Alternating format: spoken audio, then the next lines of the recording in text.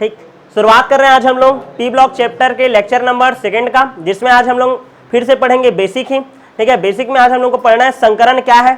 ठीक है, संकरण के आधार पर बंध कोण का डिसीजन कैसे किया जाता है। VSEPRT थ्योरी क्या था। ठीक है, VSEPRT थ्योरी क्या था, valence shell electron pair repulsion theory, ये क्या था। उसके साथ यदि हमारा टाइम बचा तो हाइड्रोजन बंध क्या होता है और हाइड्रोजन बंध के प्रकार, इसके बारे में पढ़ना है। अब संकरण इस चैप्टर में पढ़ना क्यों ज्यादा जरूरी है, पहले तो ये जानना जरूरी है संकरण पढ़ना क्यों IMP है। जैसे कि आप इस चैप्टर में जैसे बढ़ोगे तो जैसे कि नाइट्रोजन का पढ़ रहे हो ना, नाइट्रोजन का कहानी, ठीक है, नाइट्रोजन फैमिली का कहानी पढ़ रहे हो, नहीं पढ़ेंगे आज सब भी, ऐसे करके याद करते हैं ना। ठीक है, सबसे पहला तत्व कौन है, नाइट्रोजन, दूसरा कौन है फास्फोरस, तीसरा कौन है आर्सेनिक, चौथा कौन है एंटीमनी, और ये क्या है फिर बिस्मथ।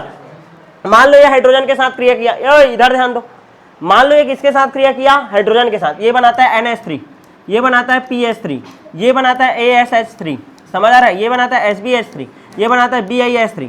अब तुमको हर किसी का संकरण देखना पड़ेगा, और संकरण देखोगे तो क्या देखोगे, बंध कोण, क्या देखना पड़ेगा, बंध कोण। अच्छा इसको भी छोड़ो, फास्फोरस है, फास्फोरस का बहुत सारा कंपाउंड पढ़ोगे, H3PO3, H3PO4। ठीक है, अब इसको हम लोग ध्यान दो ना, ठीक है, PO3 3- PO4, ठीक है 3-, ऐसा करके इसका स्ट्रक्चर बनाना पड़ेगा। वो स्ट्रक्चर कहाँ से बनाओगे, संकरण से बनाओगे, सबका बंध कोण निकालना पड़ेगा। ठीक है, अच्छा सल्फर वाले ग्रुप में जाओगे, सल्फर वाले में तो H2SO4 पढ़ोगे, इसके में फिर से संकरण निकालोगे SO4 2- का स्ट्रक्चर बनाने के लिए। ठीक है, H2SO5 पढ़ोगे, इसके लिए फिर से तुमको संकरण निकालना पड़ेगा, H2H2O8 का पढ़ोगे स्ट्रक्चर, H2H2O7 पढ़ोगे, समझ आ रहा है कि नहीं। अच्छा इसके बाद ये तो इस वाले ग्रुप का हो गया, फिर फ्लोरीन फैमिली पढ़ोगे, फ्लोरीन में कौन आता है, क्लोरीन आता है, क्लोरीन के मतलब फिर देखोगे तुम लोग Cl2O7 देखोगे, ठीक है, Cl2O3 देखोगे, सबका संकरण ज्ञात करना पड़ेगा। उसके बाद जेनॉन वाले में जाओगे तो तुमको जेनॉन के में XeOF2 का संकरण ज्ञात करो, XeF4 का स्ट्रक्चर ज्ञात करो, XeF6 का स्ट्रक्चर ज्ञात करो, XeF2 का स्ट्रक्चर ज्ञात करो, समझ आ रहा है ना। मतलब जब तक पी ब्लॉक पढ़ोगे तो हर ग्रुप में कहीं ना कहीं क्या आ जाएगा, संकरण, क्या आएगा, संकरण, बंध कोण पढ़ना पड़ेगा, तो फिर से फंस जाओगे। इस कारण संकरण पढ़ना पी ब्लॉक में क्या है, बहुत ही ज्यादा जरूरी है। क्लियर है। शुरुआत कैसे हुआ संकरण का, किस रीजन से संकरण का उत्पत्ति हुआ, ये सब देखते हैं। असल में हुआ क्या था, ध्यान से समझने का कोशिश करो। ठीक है, स्ट्रक्चर बता रहे थे, देखो सहसंयोजी बंध समझा रहे थे। ठीक है, तुम लोग जब चौथा चैप्टर पढ़े होगे रासायनिक आबंध करके चैप्टर, ठीक है ना, कब 11वीं क्लास में। ठीक है, तो उसमें सहसंयोजी बंध पढ़ा रहे थे। सहसंयोजी बंध इलेक्ट्रॉनों के क्या होता है, साझेदारी से बनता है। जैसे कि क्या होता है, क्लोरीन है तो Cl2 बनाना है, उसको क्लोरीन का अणु बनाना है, तो क्लोरीन है, परमाणु क्रमांक कितना होता है जी, 17, 2 8 7, 1 2 3 4 5 6 और ये 7, संयोजी कोष में कितना इलेक्ट्रॉन, 7। दूसरा क्लोरीन है 1 2 3 4 5 6 और ये 7। क्लियर है कि नहीं। अब ये क्या किया, अपना एक इलेक्ट्रॉन इसको दे दिया तो इसके पास 8 हो गया, ये अपना एक इलेक्ट्रॉन इसको दे दिया तो इसके पास क्या हो गया, 8 हो गया, तो इसका भी अष्टक पूरा हो गया, इसका भी अष्टक पूरा हो गया। यहां तक क्लियर है। ठीक है, इस तरीके से अष्टक पूरा हो गया। अब ये कौन सा बंध बना लिया, एकल बंध। यहां तक क्लियर है। अच्छा फिर दूसरा दिक्कत ध्यान से समझना ना, फिर वैसी ऑक्सीजन का है, ऑक्सीजन का परमाणु क्रमांक कितना होता है, 8, लास्ट में कितना आता है, 6, 1 2 3 4 5 6, फिर दूसरा ऑक्सीजन 1 2 3 4 5 6, ये 2 इसको दे दिया और ये 2 इससे ले लिया, तो इसके पास भी 8 हो गया, इसके पास भी 8 हो गया। यहां तक क्लियर है।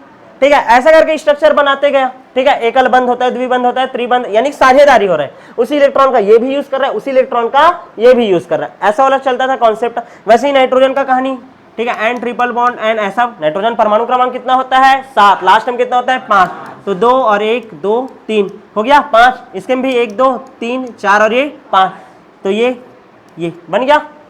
लेकिन देखो ये जब स्ट्रक्चर बना रहे इसको बोलते हैं लुईस डॉट स्ट्रक्चर। क्या बोलते हैं, लुईस डॉट स्ट्रक्चर।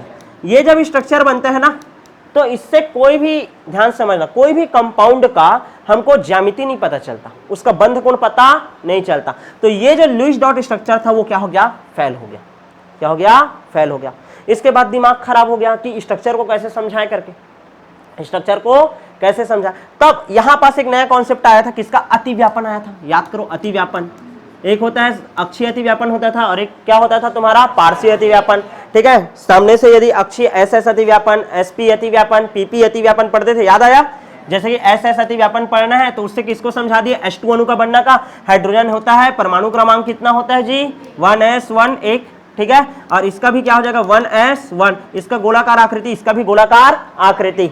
क्लियर है कि नहीं। अब यदि ये दोनों आपस पास पास आएंगे, ध्यान देना, ठीक है, ये दोनों यदि ये s कक्षक का एक इलेक्ट्रॉन है, ध्यान दो ना, ये एक इलेक्ट्रॉन है, इसका भी एक इलेक्ट्रॉन, दोनों विपरीत चक्रण वाले होंगे, तो ये इसके समीप आता है, ये ऐसा, तो इसको क्या बोलता था, SS अतिव्यापन। जैसा ये अतिव्यापन समझाया जा रहा था, ठीक है ना, उसके आधार पर कुछ अणुओं का स्ट्रक्चर एकदम समझ आ रहा था। दिक्कत आ गया कहां पर, CH4 में। किसमें दिक्कत आ गया, CH4 में। कैसे CH4 में दिक्कत आएगा, CH4 हम लोग क्या दिमाग लगाए, कार्बन है, हाँ, एक हाइड्रोजन, दूसरा हाइड्रोजन, तीसरा हाइड्रोजन, चौथा हाइड्रोजन, ये अभी पता है स्ट्रक्चर ऐसे बनता है, उस टाइम नहीं पता था, ठीक है। तो असल में क्या हुआ होगा, कार्बन परमाणु क्रमांक 6, 1s2, 2s2, 2p4 ना, कहाँ 2p4, 2 क्या आएगा, 2p2। यहाँ तक क्लियर है कि नहीं। अब इस आधार पर ध्यान से समझने का कोशिश करो ना, यहाँ पास देखो 2p2 है, 1 2, हमारे पास हाइड्रोजन कितना है, 4, और हाइड्रोजन का परमाणु क्रमांक कितना होता है, 1, 1s1। अब ये 4 इलेक्ट्रॉन मेरे को रखना है, 4 इलेक्ट्रॉन ये रखना है, यानी 4 हाइड्रोजन है, 4 इलेक्ट्रॉन होगा ना, ठीक है। तो 4 ठोक अर्धपूरित कक्षक चाहिए, तो यहाँ पास का एक जो 2s2 है ना, ये देख, यहाँ पास का एक उत्तेजित होकर के यहाँ पास आ गया, क्लियर है। तो ये क्या हो गया, 2s1 हो गया, और ये क्या हो गया तुम्हारा 2p3 हो गया। लेकिन इसको ऐसे कैसे लिख सकते हो, 2px1, 2px2 y2 sorry 2py1 sorry y1, 2pz1, ऐसा हो गया, क्लियर है, ऐसा बन गया था। और हर एक हाइड्रोजन के लिए 1s1 होगा, 4 ठोक है तो 4 ठोक बना दो, ये देखो 1s1 1s1 1s1, यहाँ तक क्लियर है, ठीक है। अब उस हिसाब से ध्यान समझने की कोशिश करो, एक हाइड्रोजन जो है इस s के साथ जाएगा, ठीक है, एक हाइड्रोजन यहां पास जाएगा, दूसरा तीसरा, क्लियर है, 4 जगह गया। मैं संकरण नहीं बता रहा हूं अभी, क्या बता रहा हूं, अतिव्यापन बता रहा हूं, क्या बता रहा हूं, अतिव्यापन। क्या दिक्कत गया था, ध्यान दो। तो इसके अकॉर्डिंग जब कार्बन हाइड्रोजन के साथ बॉन्ड बनाता है, कार्बन जब हाइड्रोजन के साथ बॉन्ड बनाता है, एक हाइड्रोजन 2 3 और ये 4, तो ये जो हाइड्रोजन है सबके पास कौन सा कक्षक है, S S S, और इसके पास भी S। लेकिन जो कार्बन है, इस कार्बन के पास एक के पास S है, फिर बाकी के पास P P और P। ये देखो एक के पास बस क्या है, S है, इधर S है, 2S है, और बाकी साथ क्या है, P है। समझ आ रहा है कि नहीं, मतलब कितने प्रकार का अतिव्यापन हो रहा है, एक तो हो रहा है S S अतिव्यापन, फिर बाकी सब कौन सा अतिव्यापन, SP SP और SP। लेकिन जब प्रयोग किए तो हमको क्या पता चला था कि कार्बन और हाइड्रोजन के बीच का जितना भी बंध लंबाई है वो सभी क्या रहता है, इक्वल होता है। लेकिन इसके अकॉर्डिंग तो क्या हो गया, 3 का एक समान और एक का अलग, तो ये थ्योरी भी क्या हो गया, क्या हो गया, गलत हो गया। समझ आ रहा है कि नहीं, कैसे कहानी चल रहा है। सहसंयोजी बंध को समझाना था, बंध समझाने के लिए क्या चला था, Lewis dot structure. Lewis dot structure fail हुआ, क्या आ गया आपका, अतिव्यापन। अतिव्यापन कहां पास फेल हो गया, CH4 की जगह में, समझा नहीं पाया। अब क्या दिक्कत आएगा कि इन चारों का ऊर्जा क्या होना चाहिए, समान। ऊर्जा समान होगा तो बंध लंबाई भी क्या हो जाएगा, समान, क्लियर है। तो इसके लिए एक नया कॉन्सेप्ट आया जिसको बोला गया क्या, संकरण। क्या बोला गया, संकरण। संकरण किसे कहते हैं, ठीक है, परिभाषा तैहा जमाने से पढ़े होगे, जब 2 या 2 से अधिक समान ऊर्जा या लगभग समान ऊर्जा के कक्षक अपनी ऊर्जा का पुनर्वितरण कर उतनी ही संख्या में नए कक्षकों का निर्माण करते हैं जितनी की संख्या में वे भाग लेते हैं। तो इस प्रक्रिया को क्या बोलते हैं, संकरण, तथा नए बने कक्षकों को संकरित कक्षक। क्या बोलते हैं, संकरित कक्षक। ऐसा लंबा चौड़ा परिभाषा था, ठीक है। परिभाषा के ऊपर जाना है क्या अभी, उतना ज्यादा नहीं। मैं क्या बोल रहा हूं, जब 2 या 2 से अधिक समान या लगभग समान, ठीक है, ऊर्जा वाले कक्षक अपनी ऊर्जा का क्या करेंगे, पुनर्वितरण। क्या करेंगे, पुनर्वितरण कर, और उतनी ही संख्या में नए कक्षक का निर्माण करेंगे जितनी संख्या में वे भाग लेते हैं। एक बार लिख दे क्या परिभाषा, ताकि समझाने में आसानी हो, ठीक है। मैं सिर्फ एक बार कॉन्सेप्ट समझाऊंगा, फिर डायरेक्ट आगे बढ़ जाएंगे ना, ठीक है, क्योंकि हमको एकदम ज्यादा डिटेल में जाना है क्या नहीं, अभी तो सीखना बस है ना। ध्यान से देखो, परिभाषा क्या बोलता है संकरण का, जब 2 या 2 से अधिक, 2 या 2 से अधिक समान या लगभग समान ऊर्जा वाले कक्षक, समान ऊर्जा वाले कक्षक अपनी ऊर्जाओं का पुनर्वितरण कर, अपनी ऊर्जाओं का पुनर्वितरण कर, पुनर्वितरण कर उतनी ही संख्या में नए कक्षकों का निर्माण करते हैं जितने वे भाग लिए रहते हैं। तो इस प्रक्रिया को क्या बोलते हैं जी? संकरण कहते हैं।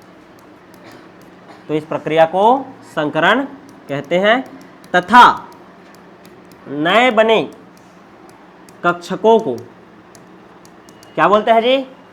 संकरित कक्षक कहते हैं। क्लियर है? यहां तक समझ आया कि नहीं?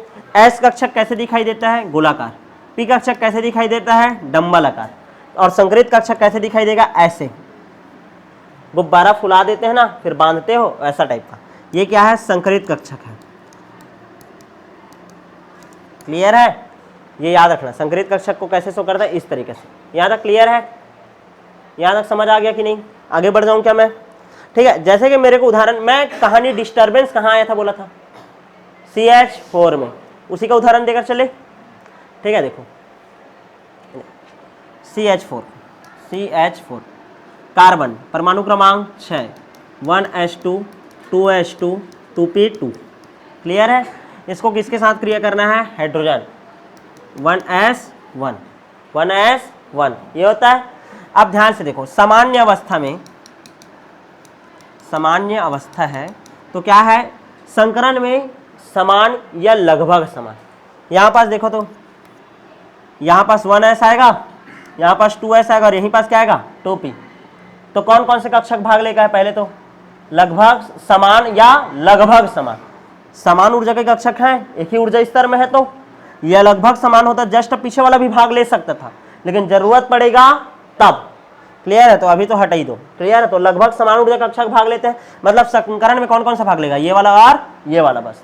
क्लियर है कि नहीं? समान ऊर्जा के कक्षक संकरण में भाग लेते हैं। पहला 2s2 2p2 2s2 2p2।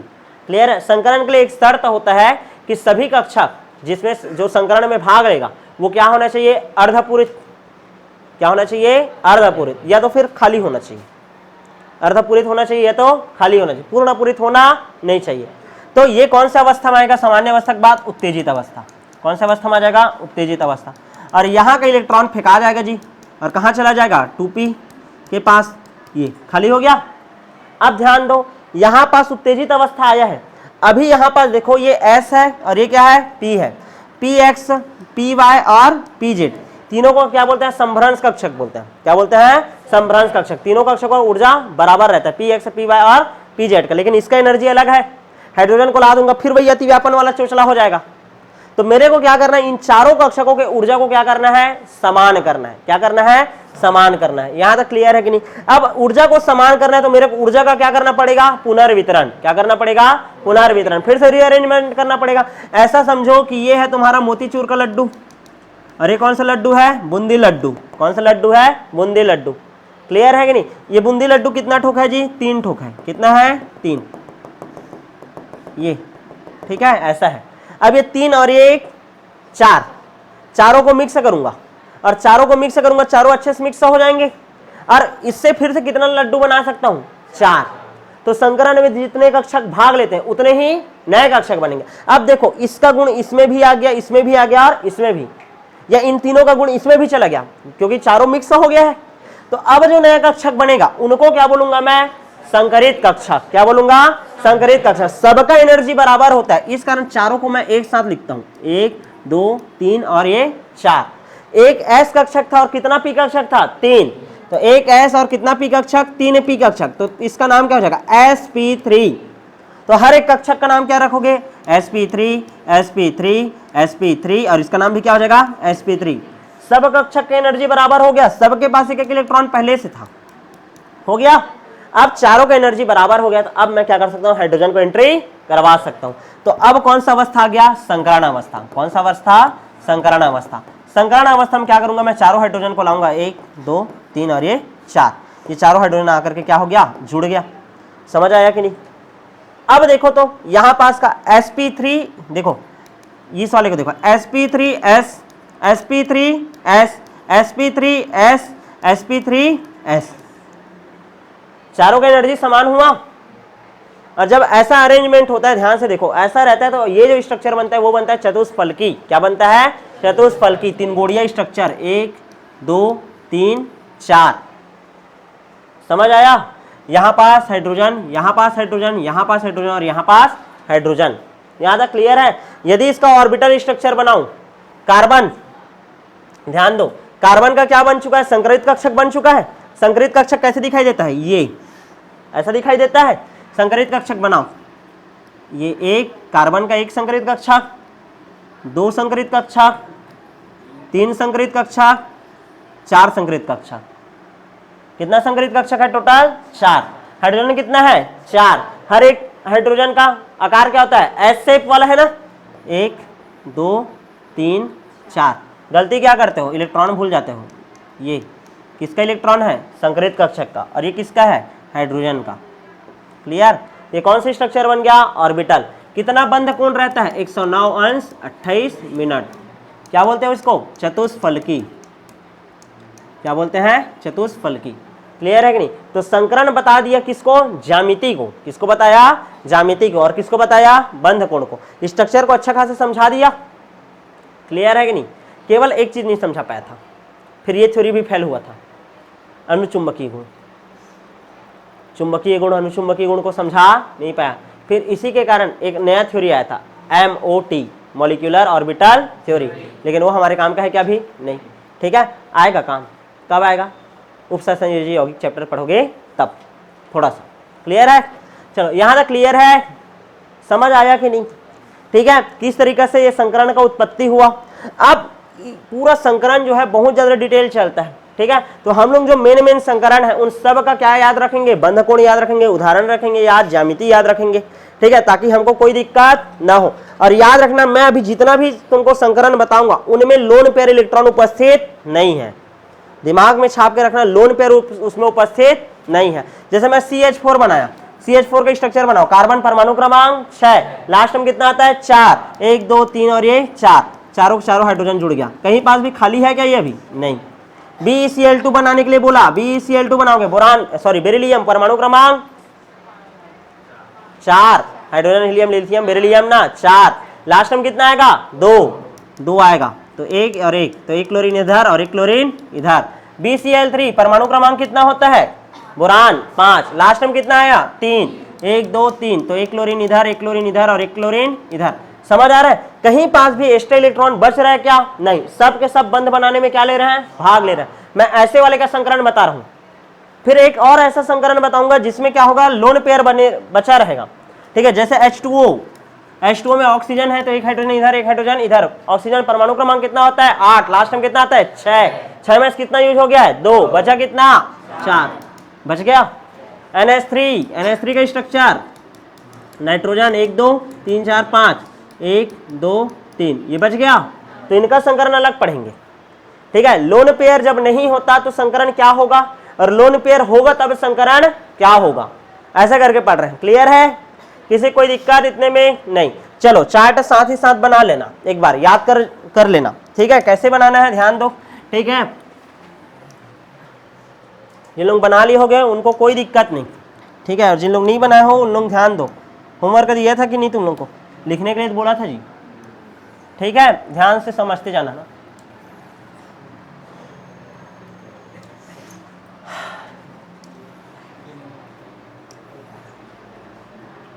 ठीक, मैं बोल रहा हूं जेड करके, उदाहरण से कैसे शुरू करेंगे, जेड करके। जेड का मान यदि 2 हो तो कौन सा संकरण होता है, sp संकरण। जेड का मान यदि क्या हो, 2 हो, जेड का मान यदि क्या हो, 2 हो तो कौन सा संकरण होता है, sp संकरण।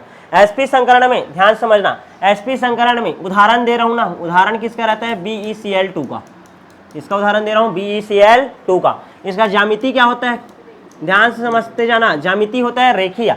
बेरिलियम लिया, एक क्लोरीन इधर लगाया, एक क्लोरीन इधर लगाया, कितना अंश कोण बन गया, 180 अंश। इसको क्या बोलते हैं, रेखीय। क्या बोलते हैं, रेखीय। और आकृति क्या होगा, ज्यामिति अलग चीज है और आकृति अलग चीज है। जब ज्यामिति देखते हैं, ध्यान समझो, ज्यामिति अलग चीज है और आकृति अलग चीज है। ज्यामिति में lone pair plus bond pair दोनों को देखा जाता है, किसमें, ज्यामिति में। लेकिन जब आकृति बताते हैं तो केवल किसको देखा जाता है, बॉन्ड पेयर को, लोन पेयर को देखा नहीं जाता। ठीक है, देखा, बॉन्ड पेयर को देखा नहीं जाता। यहां तक क्लियर है कि नहीं? ठीक है। अच्छा, इसके बाद बंद कोण भी बता दिए, तो आकृति, लोन पेयर और बॉन्ड पेयर, यहां पास लोन पेयर उपस्थित है क्या, नहीं, तो आकृति ही क्या होगा, ज्यामिति, या ज्यामिति ही क्या होगा, आकृति, तो रेखीय ही होगा। क्या होगा, रेखीय ही। किसी को कोई दिक्कत नहीं। ठीक है, एस परसेंटेज पी परसेंटेज सीख लेना, अभी काम का है क्या, नहीं। दूसरा देखो, जेड का मान यदि क्या आ जाए 3, तो एक sp2 बन जाएगा, एक s कक्षक और 2 p कक्षक, 2 और 1 3, 3 आ गया। ये sp2 संकरण उदाहरण कौन सा है, BCl3 और BF3, बोरान ट्राइफ्लोराइड। क्लियर है, बोरान ट्राइक्लोराइड और बोरान ट्राइफ्लोराइड। ठीक है, कैसे बनता है स्ट्रक्चर, बोरान है 1 2 3 ऐसा, फ्लोरीन फ्लोरीन फ्लोरीन। ठीक है, टोटल 360 भागित करोगे कितना, 3, कितना अंश आता है, 120 अंश।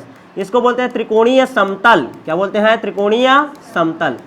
क्लियर है, चूंकि यहाँ पास लोन पेयर है क्या, नहीं, लोन पेयर यदि नहीं है तो ज्यामिति ही क्या होता है, आकृति, मतलब इसको भी क्या लिखोगे, त्रिकोणीय समतल।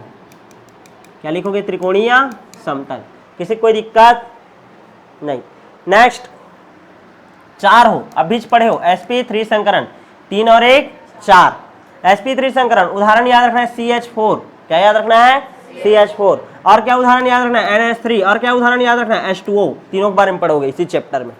ठीक है, तीनों नहीं, दोनों के बारे में, NH3 और H2O के बारे में। लेकिन इसको अभी साइड रखना है, इसको अलग से पढ़ेंगे, क्योंकि इन दोनों में क्या होता है, लोन पेयर, बाद में बताऊंगा।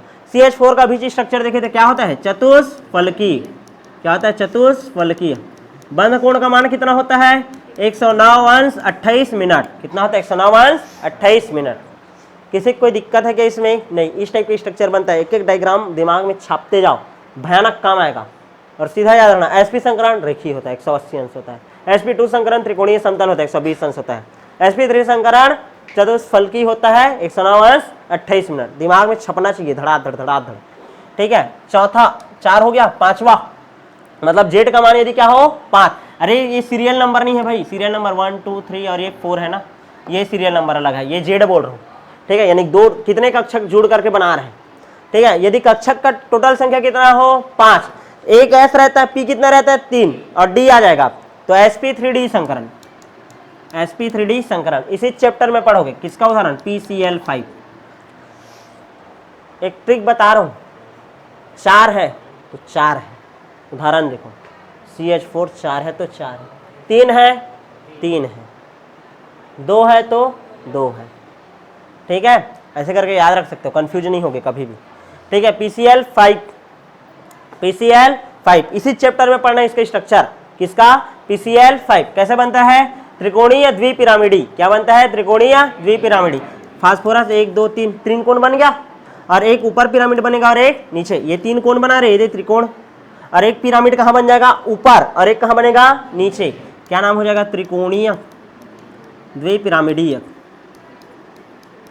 त्रिकोणीय द्विपिरामिडी।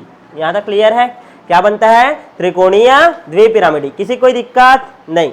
ठीक है, आगे बढ़ जाऊं, क्या कितना होगा बंध कोण, देखो 3 भाग है तो कितना होता है, 120 अंश, और एक कितना बन रहा है, 90 अंश, तो 120 अंश और 90 अंश, भूलना नहीं। ठीक है, दोनों रहता है। नेक्स्ट देखो, मान लो कितना हो आपका 6, तो कौन सा संकरण, sp3d2 संकरण। कौन सा संकरण, sp3d2। कौन सा संकरण, sp3d2 संकरण। क्लियर है, उदाहरण में याद रखना SF6। ठीक है, SF6 याद है, क्लियर है। अब SF6 का स्ट्रक्चर S1 2 3 और ये 4, और एक ऊपर और एक नीचे। याद है, क्लियर है। एक वर्ग बना है, उसके ऊपर एक पिरामिड और एक नीचे पिरामिड, वर्ग द्विपिरामिडी। लेकिन इसका एक और नाम होता है जो ज्यादा फेमस है, अष्टफलकीय, क्या नाम याद रखना है? अष्टफलकीय, ऑक्टाहेड्रल। अलकरहक काम आएगा ये। अभी उपसा संयोजी यौगिक चैप्टर पढ़ोगे ना तो उसमें एकदम आत्मा कल्पा देगा संकरण, तुम्हारा स्ट्रक्चर पढ़ना पड़ेगा तो, ठीक है। इस कारण एकदम अच्छे से याद रखना है संकरण, ठीक है। कोण बताओ तो 90 अंश, सब कोण का मान कितना आएगा? 90 अंश। किसी कोई दिक्कत नहीं। लास्ट 7 आ जाए तो कौन सा? sp3d3, 3 3 6 और 1 7। उदाहरण याद रखना है IF7, क्या याद रखना है? IF7। पूछने का चांसेस बहुत कम होता है पेपर में IF7 को, लेकिन फिर भी याद रखना है। आयोडीन यहाँ बीच में 1 2 3 4 5, कितना भुजा बना? 5। कितना भुजा बन गया? 5। एक पिरामिड ऊपर और एक पिरामिड नीचे, पंचभुजीय द्विपिरामिडीय।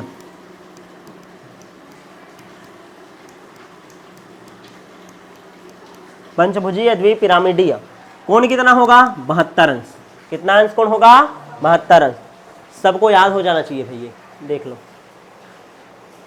क्लियर है? याद रखना यहाँ पास जितना भी का ज्यामिति बताया हूं वही क्या है? उसका आकृति है, वही इसका क्या है? आकृति है। किसी को कोई दिक्कत है कि इतने में? ये होगा क्या आपका? संकरण, ठीक है। अब बहुत लोगों का दिमाग चल रहा होगा कि भैया ये तो हम लोग रट लिए उदाहरण, उसका हो गया, लेकिन हमको सामने से दिया रहेगा एग्जाम्पल, हम कैसे उसका संकरण ज्ञात करेंगे? क्लियर है? तो उसका संकरण ज्ञात करने के लिए कितना ट्रिक है? 2 ट्रिक है। कितना ट्रिक? 2 ट्रिक। एक पहला ट्रिक है जो कि काम नहीं करता, दूसरा ट्रिक है वो काम करता है, लेकिन दोनों ट्रिक पढ़ना पड़ेगा। एक तीसरा ट्रिक भी है जो ऑर्गेनिक में काम आएगा। क्लियर है? तो 3 प्रकार का बता देता हूं मैं तुम लोगों को संकरण ज्ञात करने का। ये याद हो गया क्या? जेड का मान यदि कितना आए? 5 आए तो कौन सा संकरण होगा? चलो बताओ। sp3d संकरण। 4 बोल रहा है कौन? ठीक है, sp3d संकरण। मान लो 7 आ जाए तो sp3d3। क्लियर है ना? बस वही याद करना है। और sp3d संकरण रहेगा कौन सा ज्यामिति रहेगा? पंचभुजीय द्विपिरामिडी, वो याद होना चाहिए भाई। क्लियर है ना? जेड का मान क्या है, संकरण क्या है और उसका ज्यामिति क्या है। आकृति हम लोग बनाएंगे, आकृति हम लोग खुद बनाएंगे। यहां तक क्लियर है? समझ आया कि नहीं? चलो एग्जाम्पल करें। अब ध्यान समझना, ये संकरण रट लिए, ये क्या कर लिए हम लोग? रट लिए। मान लो पेपर में आएगा कोई भी कंपाउंड दिया रहेगा, उसका कैसे संकरण ज्ञात करेंगे? ठीक है, तो उसके लिए कितना ट्रिक है? 3 ट्रिक। सबसे पहला ट्रिक देखो, ट्रिक नंबर फर्स्ट, जो कि बहुत जगह काम आएगा और बहुत जगह काम नहीं आएगा। ठीक है, Z इज इक्वल टू होता है सिग्मा बंध की संख्या प्लस लोन पेयर। क्या होता है? Plus lone pair. ठीक है, उसके आधार पर क्या निकाल लेते हैं हम लोग? संकरण। जेड का मान तो याद करवाए हो ना अभी। जेड का मान 2 आएगा तो कौन सा संकरण? sp। 3 आएगा तो कौन सा संकरण? sp। 4 आ गया तो sp3। समझ आ रहा है ना? तो जेड बस निकालो तो संकरण पता चल जाएगा। जैसे कि स्ट्रक्चर दिया, अब इसके लिए चोचलाबाजी क्या है पता है तुमको? स्ट्रक्चर पता होना चाहिए, तभी सिग्मा बंध निकाल पाओगे और लोन पेयर निकाल पाओगे। उदाहरण देखो, BeCl2 है, BeCl2 बेरिलियम, परमाणु क्रमांक कितना? 4।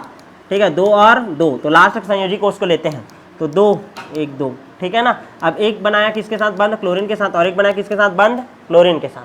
अब यहाँ पास देखो सिग्मा बंध कितना है? सिंगल बॉन्ड है, मतलब 1 सिग्मा बंध और 1 सिग्मा बंध, तो टोटल कितना सिग्मा बंध हो गया? 2 सिग्मा। लोन पेयर है क्या इसमें? नहीं, तो 0। तो 2, जेड का मान यदि 2 हो तो कौन सा संकरण? sp। फॉर्मूला में फिट हुआ पहला। दूसरा एग्जांपल देखो, CH4। ठीक है, कार्बन, परमाणु क्रमांक 6, लास्ट में 4, 1 2 3 4, कितना सिग्मा बंध? टोटल कितना सिग्मा बंध? 4 सिग्मा बंध, मतलब कौन सा संकरण? sp3। ठीक है, कौन सा संकरण? sp3 हो गया, लिख लिए। तीसरा, आगे बढ़े, 3 3 4 4 एग्जांपल बताते जा रहा हूं। ठीक है, 2 एग्जांपल हो गया जी, BaCl2 और दूसरा क्या हो गया? CH4। तीसरा एग्जांपल देखो तो NH3। चलो बना, नाइट्रोजन, परमाणु क्रमांक 7, लास्ट में कितना रहता है? 5। 1 2 3 4 5, 3 ठोक हाइड्रोजन बंध बन गया। 3 ठोक की कौन सा बंध बन गया? हाइड्रोजन बंध। ये एक लोन पेयर और सिग्मा बंध की संख्या तो 3 सिग्मा और लोन पेयर कितना है? 1। टोटल कितना आया? 4। इस कारण कौन सा संकरण? ठीक है, sp3। पहले ट्रिक से काम चल रहा है। दूसरा और देखो, H2O। बनाओ। H2O ऑक्सीजन है, एक हाइड्रोजन इधर और एक हाइड्रोजन इधर, कितना लोग है ध्यान समझो। ऑक्सीजन है, परमाणु क्रमांक कितना 8, लास्ट में कितना आता है 6, 2 2 4 2 6।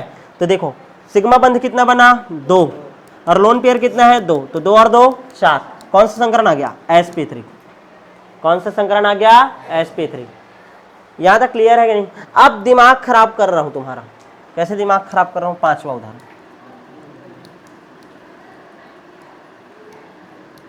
चलो अब इसका बनाओ संकरण। जहां पास चार्ज आ जाएगा तुम्हारा ये वाला जो कॉन्सेप्ट है वो क्या हो जाएगा, खत्म। चलेगा नहीं दिमाग, ठीक है ना, और कॉम्प्लिकेटेड होते जाएगा। तो ऐसे सिचुएशन के लिए फिर से एक नया ट्रिक आता है, फिर से एक नया ट्रिक आएगा। कैसा ट्रिक है, ध्यान दो। ट्रिक नंबर सेकेंड लिखो, सब जानते हो। ट्रिक नंबर सेकेंड, ठीक है। Z इज इक्वल टू 1/2, 1/2, ठीक है ना। Valence electron of central atom, valence electron of central atom plus minus क्या करते हो, चार्ज। क्या करते हो, प्लस माइनस चार्ज। प्लस करते हैं मोनोवेलेंट एटम को, इसको जोड़ते हैं मोनोवेलेंट एटम। मोनोवेलेंट एटम मतलब एकल संयोजी परमाणु। एकल संयोजी मतलब जो केवल एक इलेक्ट्रॉन या तो दान दे सकता है या तो एक इलेक्ट्रॉन ग्रहण कर सकता है। कौन दे सकता है एक इलेक्ट्रॉन दान, हाइड्रोजन। और कौन दे सकता है, फ्लोरीन ग्रहण कर सकता है, क्लोरीन कर सकता है, ब्रोमीन। ये सब रहेगा ना फॉर्मूला में, तब बस इसको जोड़ना है। क्लियर है, उसके अलावा कुछ भी रहेगा जोड़ोगे क्या नहीं। चलो शुरू करें फिर से इस फॉर्मूला के अकॉर्डिंग संकरण निकालना। फॉर्मूला देख लो रे भैया, ठीक है।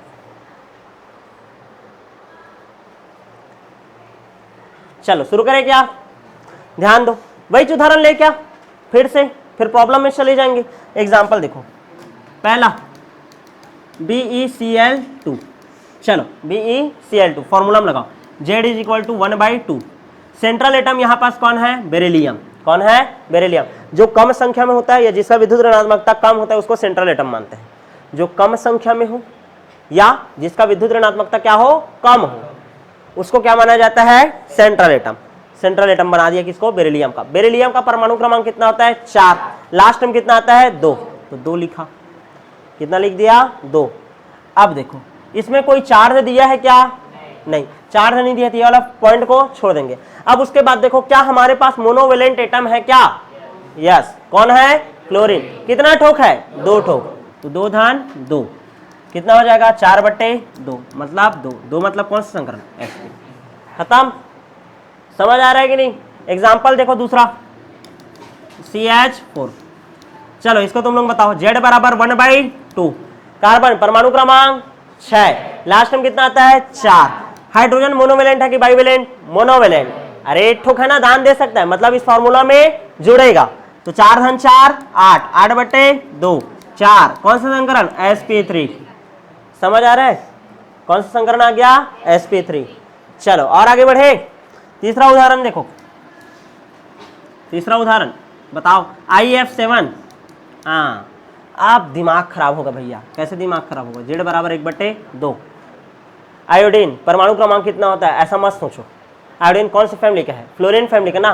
फिर कल बाहर आई आंटी, फ्लोरीन परमाणु क्रमांक कितना होता है 9, लास्ट में कितना आता है 7। तो आयोडीन के भी लास्ट में कितना आएगा 7 ही ना। अरे जो जिस ग्रुप में रहता है उसके लास्ट में उतना ही आता है ना, तो सीधा दिमाग लगाओ ना, 7 आएगा।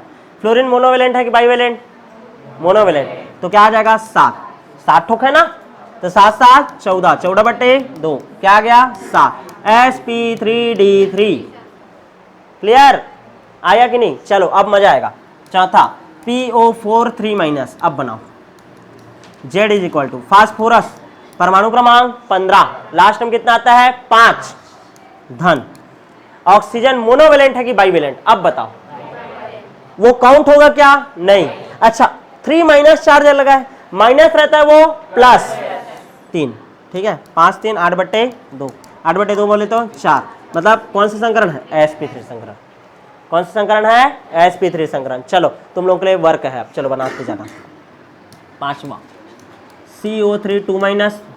6वां XeF2। 7वां XeOF2। 8वां Cl2 नहीं यार, इसको नहीं बना पाओगे तुम लोग। SO4 2-। चलो बनाओ जल्दी जल्दी। हाँ,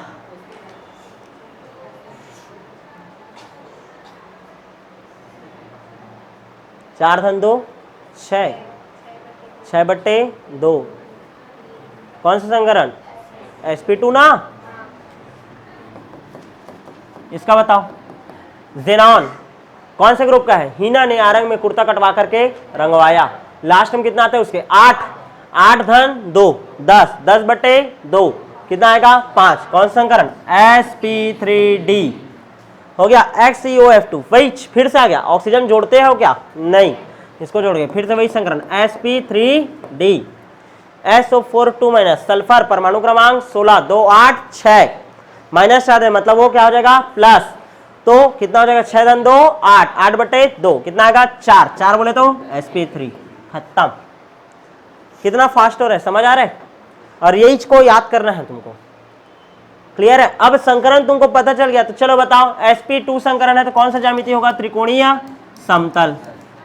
कैसा रहेगा ये? त्रिकोणीय समतल। क्लियर है कि नहीं? मतलब कैसे जमाओगे? कार्बन है, डबल बॉन्ड ऑक्सीजन, फिर ऑक्सीजन और ये ऑक्सीजन, एक माइनस चार्ज इधर, एक माइनस चार्ज इधर, हो गया। क्लियर? ऐसे जमाओगे। sp3d संकरण है XeF2, XeF2 sp3d संकरण है। ओए इधर ध्यान दो, sp3d संकरण कौन सा रहता है? त्रिकोणीय द्विपिरामिडी। त्रिकोणीय द्विपिरामिडी। अब कैसे बनना है भैया त्रिकोणीय द्विपिरामिडी? यहाँ पास तो F2 बस है, दिमाग लगाना पड़ेगा। XeF2 है ना, Xe के लास्ट में कितने इलेक्ट्रॉन? 8, 1 2 3 4 5 6, 6 हो गया है ना, ये 6 7 और ये 8। अब ध्यान से समझने का कोशिश करना। एक फ्लोरीन को ध्यान दो ना, Xe है ना, एक यहाँ ऐसा हो गया, एक फ्लोरीन इधर, एक फ्लोरीन इधर और एक लोन पेयर इधर, त्रिकोणीय द्विपिरामिडी। लेकिन ये जो दिख रहा है ना, ये क्या है? ज्यामिति। क्या है? ज्यामिति। लेकिन जब मैं इसका आकृति देखना रहेगा तो ये लोन पेयर को क्या कर देते हैं? छुपा देंगे। ऐसे छुपा दिया तो क्या दिख रहा है? रेखीय। क्या दिखाई दे रहा है? रेखीय। मतलब ज्यामिति और आकृति एक चीज नहीं है। क्लियर है ना? ज्यामिति में लोन पेयर और बॉन्ड पेयर दोनों काउंट होता है। ज्यामिति में लोन पेयर और बॉन्ड पेयर दोनों काउंट होता है, लेकिन आकृति जब देखोगे तो केवल और केवल क्या देखा जाता है? Bond pair. लोन पेयर को देखा नहीं जाता। इसको क्या कर दिया जाता है? ऐसा छुपा दिया जाता है। यहाँ तक क्लियर है? समझ आया कि नहीं? मेरे से गलत हो सकता है अभी ये, ठीक है, अच्छे से याद नहीं है क्योंकि उस टाइम पढ़ेंगे तो हो जाएगा, लेकिन ऐसे ही बनता है। क्लियर है कि नहीं? समझ आया कि नहीं? XeOF2 है। XeOF2 कैसे बनता है दिखा रहा हूँ। Xe डबल बॉन्ड O, एक फ्लोरीन इधर और एक फ्लोरीन इधर और एक लोन पेयर ऐसे और एक लोन पेयर ऐसे, ठीक है। डबल बॉन्ड क्या हो जाएगा? O और एक फ्लोरीन इधर, एक फ्लोरीन इधर आ गया, तो कैसा शेप दिखाई दे रहा है तुमको? T shape. कौन सा शेप? T shape. समझ आ रहा है नहीं? अच्छा, SO4 2- का चलो बताओ स्ट्रक्चर कैसे रहेगा? SO4 2- कौन सा संकरण है? sp3। कौन सा संकरण? sp3। सल्फर। sp3 संकरण कैसे जमता है? चतुष्फलकी। Double bond O 1 2 3, oxygen oxygen oxygen, double bond एक जगह और रहेगा ऐसे, ठीक है। ऐसा हो गया ना।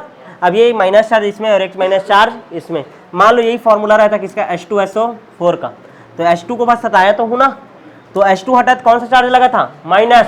मतलब वो हाइड्रोजन कहाँ पास आएगा? एक हाइड्रोजन इधर और एक हाइड्रोजन इधर। देखो H2SO4 का स्ट्रक्चर बन गया। समझ आ रहा है कि नहीं? ठीक है, तो स्ट्रक्चर इस तरीके से सीखा जाता है। किसके आधार पर? संकरण के आधार पर। आत्मा कलप जाएगा तुम्हारा, आत्मा कलप जाएगा यदि संकरण को तुम इज्जत नहीं दोगे, तुम्हारा बोर्ड में कोई इज्जत नहीं रहेगा। याद रखना, हर साल आता है सल्फर के ऑक्सो अम्ल, फास्फोरस के ऑक्सो अम्ल, क्लोरीन के ऑक्सो अम्ल, जेनॉन के ऑक्साइड, जेनॉन के फ्लोराइड। एकदम गारंटी है, लिख कर दे सकता हूं मैं कि वो आता है, मतलब आता है। और कहां फंस जाओगे तुम लोग? संकरण में। तो संकरण निकालने का ये टेक्निक याद रखना। संकरण का पहले चार्ट याद रखना है तुमको, ये पूरा याद होना चाहिए। यदि ये याद हो गया फिर कौन सा फॉर्मूला? ये वाला फॉर्मूला याद होना चाहिए। डायरेक्ट लगाते जाना फॉर्मूला, फटाफट आंसर आते जाएगा। क्लियर है कि नहीं? और नहीं करोगे तो तुम जानो भाई, तुम्हारा काम जाने, ऐसा वाला कहानी रहेगा ना। यहां तक क्लियर है? किसी कोई दिक्कत है क्या इसने में? नहीं। आगे बढ़ जाए क्या? आगे बढ़े। ठीक, अब हम लोग पढ़ेंगे किसके बारे में, सब तो हो गया ना, संकरण ज्ञात करने का फॉर्मूला भी हो गया। बंध कोण क्या ज्ञात करना है आप, बंध कोण। चलो नेक्स्ट हेडिंग डालो, बंध कोण क्या होता है। ठीक है, संकरण जब बनता है, ठीक है ना, संकरण जब बनेगा तो हम लोग क्या ज्ञात करते हैं, बंध कोण। अब तुम लोग क्या देखे थे कि यदि संकरण कौन सा हो, sp संकरण हो, तो बंध कोण का मान कितना आता है 180 अंश। sp2 संकरण हो तो बंध कोण का मान कितना आता है 120 अंश। sp3 संकरण हो तो बंध कोण का मान कितना आता है 109 अंश 28 मिनट। समझ आ रहा है कि नहीं, 109 अंश 28 मिनट। मतलब बंध कोण का मान सबसे ज्यादा होता है sp का, उसके बाद होता है sp2 का, और सबसे कम होता है sp3 का। क्लियर है कि नहीं। बंध कोण का ऑर्डर हमेशा याद रखोगे क्या, तुम लोग को कोई भी तत्व दे दिया गया तो पूछा गया कि इसका बंध कोण क्या होगा करके, कि इसका बंध कोण का ऑर्डर में जमाओ करके, जैसे दे दिया मैं तुमको BCl2 है, CH4 है और BF3 है, किसका बंध कोण सबसे कम है, सबसे कम है CH4 का। किसका है, कैसे जाने, संकरण हम लोग को पता था भैया, ये sp संकरण है, ये sp3 संकरण है, ये sp2 संकरण है। कौन सा संकरण है, sp2। अरे सही है ना, 3, हाँ ठीक, ठीक तो है ना, हाँ ठीक है। तो सबसे ज्यादा कौन सा होता है, सॉरी सबसे ज्यादा किसका रहता है, sp का 180, sp3 का कितना रहता है 109 अंश 28 मिनट, और इसका कितना होता है 120 अंश। क्लियर है कि नहीं। तो बस संकरण को देख करके तुम लोग जान डालोगे क्या, संकरण को देख करके जान डालो बंध कोण किसका ज्यादा और किसका कम है। दिक्कत आना शुरू कब होता है बताओ, जब संकरण क्या हो, समान हो। पहला केस जब संकरण तीनों का डिफरेंट था, आसानी से जान डाले। पहला केस समझ आया कि नहीं, सबसे ज्यादा किसका रहता है sp, दूसरा sp2, तीसरा sp3। क्लियर है, बंध कोण का मान। दिक्कत ऐसा आ गया, अब तुमको बंध कोण निकालने के लिए बोला, किसका निकालने के लिए बोला, देखो CH4 का, NH3 का और H2O का। लगाओ दिमाग आप, ठीक है। अब ध्यान दो, CH4 Z is equal to 1/2, कितना आता है 4, 4 और 4 8, 8/2 4, कौन सा संकरण sp3। चलो यहाँ पास NH3 का निकालो, नाइट्रोजन परमाणु क्रमांक 7, लास्ट में कितना आता है 5, 5 धन 3 8, 8/2 कितना आएगा 4, कौन सा संकरण sp3। जिनका दिमाग चल रहा है, जिनका फॉर्मूला में दिमाग है, उन लोगों का फटाक समझ आ रहा होगा। H2O कौन है सेंट्रल एटम, H है कि ऑक्सीजन है, क्योंकि उसका संख्या क्या है कम। ऑक्सीजन परमाणु क्रमांक 8, लास्ट में कितना आता है 6, 6 धन 2 8, 8/2 4, कौन सा संकरण sp3। अब ले, किसका बंध कोण ज्यादा होगा और किसका बंध कोण कम होगा, ऐसा दिक्कत आएगा। तो याद रखना, एक लोन पेयर यदि उपस्थित होता है तो बंध कोण में कमी कितना का आता है, बंध कोण में कमी आता है 2.5 अंश का। कितने का, 2.5 अंश का। कितना अंश का कमी आता है, 2.5 अंश का। यदि इसका स्ट्रक्चर देखेंगे तो इसमें लोन पेयर है ही नहीं, इसमें कितना लोन पेयर है, एक लोन पेयर, ऐसा रहता है ना। और H2O का स्ट्रक्चर जब बनाए थे तो याद करो कितना लोन पेयर था, 2। कितना लोन पेयर था, 2। तो इसमें लोन पेयर कितना है, 2। अब इसका तुमको पता है sp3 संकरण में कितना होता है 109 अंश 28 मिनट। यदि एक लोन पेयर से कितना का कमी होता है 2.5, तो अराउंड कितना अंश आ जाएगा 107 अंश। और इसका कितना हो जाएगा 2.5, 2.5 टोटल कितना अंश का कमी 5। तो इसमें से कमी करो, 109 में से 5 घटाओ, कितना आ जाएगा 104 अंश। तो सबसे ज्यादा बंध कोण होता है किसका, CH4 का, उसके बाद NH3 का, और सबसे कम होता है किसका, H2O का। समझ आया कि नहीं। किसको देखकर निकाले, लोन पेयर को। और यहाँ पास कौन सा थ्योरी चलता है, valence shell electron pair repulsion theory. क्यों हुआ, क्या हुआ, कैसे हुआ, 11वीं क्लास के लिए वीडियो देख लेना, आ जाएगा उसमें से। अभी तो बस इतना ही याद रखना है। क्लियर है। और इतना भी याद नहीं रहेगा तो कोई दिक्कत नहीं, संकरण याद होना चाहिए। क्या याद होना चाहिए, संकरण। कितना रूल हो गया बंध कोण का, 2। पहले संकरण देखना, sp संकरण sp2 और sp3। सबसे ज्यादा किसका रहता है sp का, उसके बाद sp2 का, और सबसे कम sp3। मान लो संकरण ज्यादा बराबर आ जाए तो क्या देखना है, लोन पेयर देखना। क्या देखना, लोन पेयर देखना। यहां तक क्लियर है। तीसरा केस बताऊं, चलो अब मान लो मैं लिख लो, लिख लिए,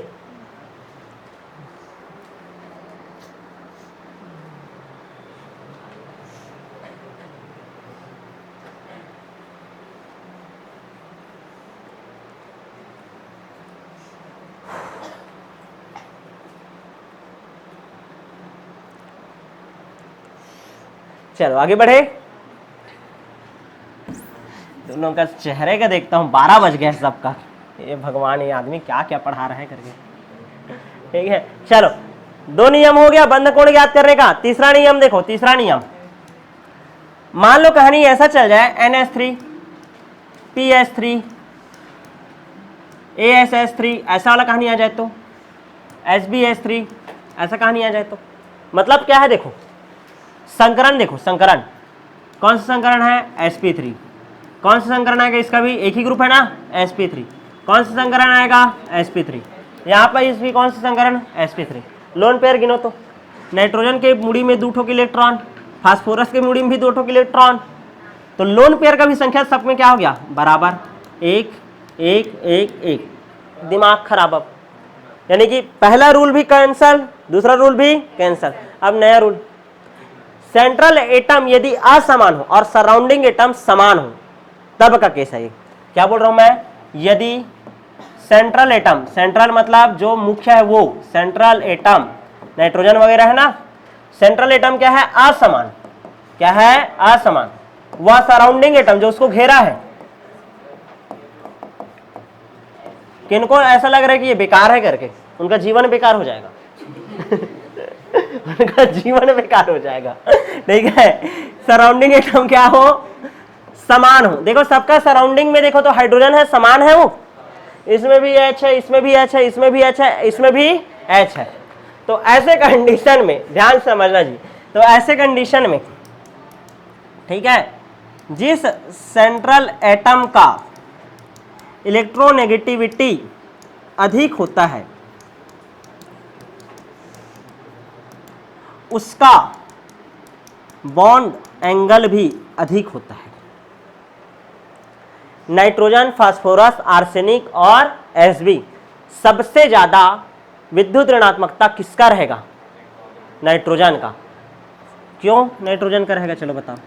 नाइट्रोजन नहीं पढ़ेंगे आज सब भी, ऊपर इधर से इधर जाते थे तो इलेक्ट्रोनेगेटिविटी बढ़ता था, ऊपर से नीचे आते तो घटता था। यदि ऊपर से नीचे आ रहा है घट रहा है तो ये सामने वाले का सबसे ज्यादा ही तो होगा, समझ आ रहा है कि नहीं। तो इलेक्ट्रोनेगेटिविटी सबसे ज्यादा किसका है, नाइट्रोजन का। किसका है, नाइट्रोजन का। नाइट्रोजन का यदि इलेक्ट्रोनेगेटिविटी ज्यादा है, इलेक्ट्रोनेगेटिविटी यदि नाइट्रोजन का ज्यादा है तो इसका बंध कोण का मान भी क्या होगा, ज्यादा। तो NH3 का बंध कोण सबसे ज्यादा, उसके बाद किसका, PS3 का, उसके बाद किसका, ASH3 का, उसके बाद किसका, SbH3 का, SbH3 का। इसका लगभग 107 अंश, इसका 104 नहीं, सीधा डाउन हो जाता है ना, 90 जाता है, 90 91 92 भयानक कमी होता है। यहाँ पास एक रूल लगता है 90 91 92 ऐसा समथिंग होता है, 90 के आसपास होता है। यहाँ पास एक रूल बताऊंगा, ड्रैगोस रूल, ड्रैगोस रूल क्या चलेगा अब, ड्रैगोस रूल। देखो तुम लोगों को ये नहीं लग रहा है कि जब भैया लोन पेयर सबका समान है, लोन पेयर सबका समान है, ठीक है, संकरण भी सबका समान है, ठीक है, और नियम के अनुसार NH3 का क्या होना चाहिए, सबसे ज्यादा होना चाहिए, हाँ ज्यादा है, और इसके में कमी आना चाहिए, लेकिन इतना ज्यादा कमी, एकदम ज्यादा कमी, ऐसा क्यों हुआ। असल में ना ये बस संकरण दिखाता है, ये सब संकरण दिखाता ही नहीं है, इन सब में संकरण लगता ही नहीं है, मतलब जो मैं पढ़ाया वो सब क्या हो गया, गलत, इसके लिए बस। तो इस रूल को क्या बोलते हैं, ड्रैगोस रूल। और सबका मान कितना आता है, 90 अंश के आसपास। क्लियर है ना, भूलना नहीं, कितना आता है, 90 अंश के आसपास। क्वेश्चन आएगा कि क्या कारण है कि वर्ग क्रमांक 15 के हाइड्राइड का बंध कोण का मान असमान आता है। क्या आता है, असमान, मतलब उसमें जो विचलन होता है वो असमान से रूप से होता है। मस्त कमी होना चाहिए था, 107 है तो 104 होता या 103 होता, फिर कमी होता तो 100 जाता, ज्यादा कमी होता 95 जाता, फिर 90 जाता, ऐसा कमी होना था। कैसे कमी किया है, 107 से सीधा 90 फेंक दिया, और यहाँ पास फ्लक्चुएट कैसे हुए, 90 91 92 90 ऐसा चल रहा है, समझ आ रहा है कि नहीं। तो यहाँ पास ये याद रखना कि ये तीनों चारों जो रहते हैं वो संकरण में भाग लेते नहीं है। क्लियर है, समझ आया कि नहीं, केस क्लियर है, ये वाला केस क्लियर है कि नहीं। कितना केस देख चुके हैं अभी तक तुम लोग, टोटल 3 केस। सबसे पहला केस कैसा देखे, संकरण जब क्या हो, असमान हो, संकरण जब क्या हो, असमान हो। दूसरा केस कैसे देखे, जब संकरण समान हो, जब संकरण क्या हो, समान, लेकिन लोन पेयर क्या हो, असमान हो, लोन पेयर क्या हो, असमान हो। तीसरा केस कैसे देख लिए, संकरण भी और लोन पेयर भी दोनों क्या था, समान। लोन पेयर क्या था, समान, बट सेंट्रल एटम जो था वो क्या था, असमान। सेंट्रल एटम क्या था, असमान, और सराउंडिंग एटम क्या था, समान। तो जिसका En क्या था, ज्यादा, उसका बॉन्ड एंगल भी क्या था, ज्यादा। ये वाला कहानी बोला था। अब देखो, अब कहानी अलग है। संकरण भी समान है, संकरण समान है, लोन पेयर भी क्या है, समान है।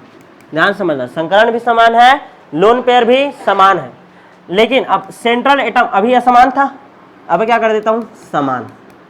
क्या कर दिया, समान। और सराउंडिंग एटम जो उसको घेरा है वो क्या हो जाएगा, समान, सॉरी असमान। क्या हो जाएगा, असमान।